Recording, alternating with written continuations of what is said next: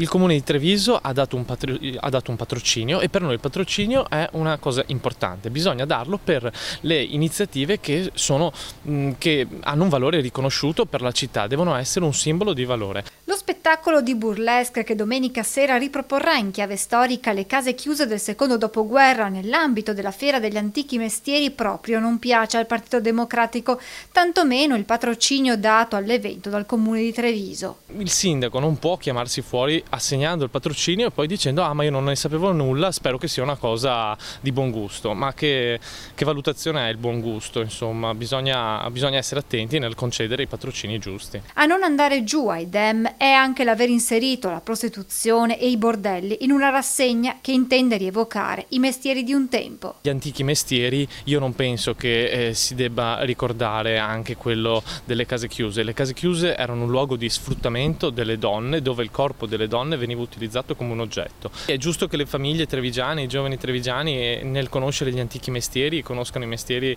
del falegname, i mestieri degli artigiani, tanti mestieri che oggi magari sono più sconosciuti per i più giovani.